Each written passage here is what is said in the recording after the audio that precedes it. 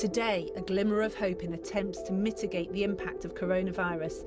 The UK government announced they had struck deals for 90 million doses of vaccines in development by 3 drug makers.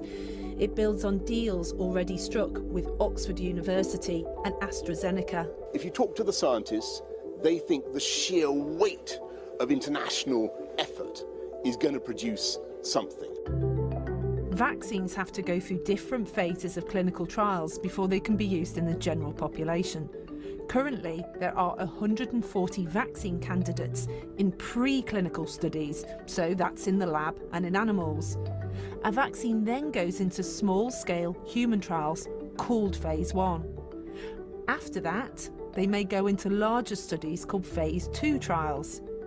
And then if they're safe and show some evidence of efficacy, they may go into large Phase 3 trials to see just how effective they are.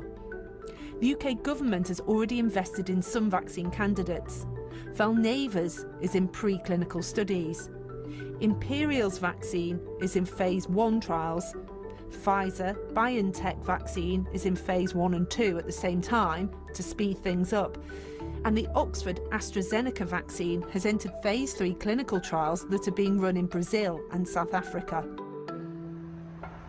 Today, the results of the Oxford vaccine Phase 2 study were published in The Lancet, and it does show some promise.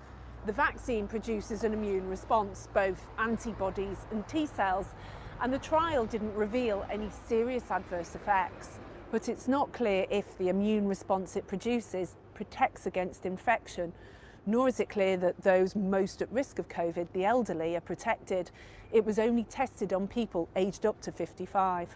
We can measure the immune response, but until we actually go into clinical trials where people become infected with the virus or not, we won't know whether those vaccines are actually going to protect people from infection. We know that older people tend to develop relatively weak vaccine responses to things like influenza vaccine, and there are various ways that that can be improved.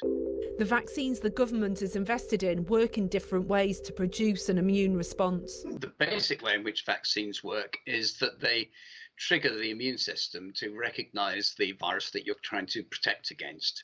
So it's really just using your own immune system to generate a natural immune response. You can do that in various ways. You can inject a protein.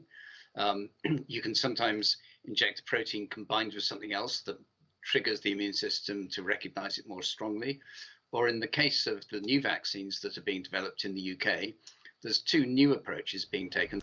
But campaigners say there's a lack of transparency about the deals that are being done. We'd love to understand better the kind of agreements that are being signed and whether they present good value for money for British taxpayers and whether they're a good idea for the NHS. We know nothing about the pricing that's attached to the deals that have been done today. What's been really interesting is that all of the drug companies that are involved in this have said, you know, it's far too soon to talk about the prices of medicines. We just need to focus on the development.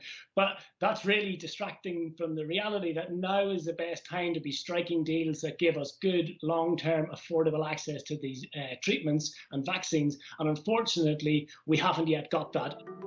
Even though the pace of development is unparalleled, there's still some way to go before effective vaccines are produced for all who need one. 오늘 영상은 여기까지입니다.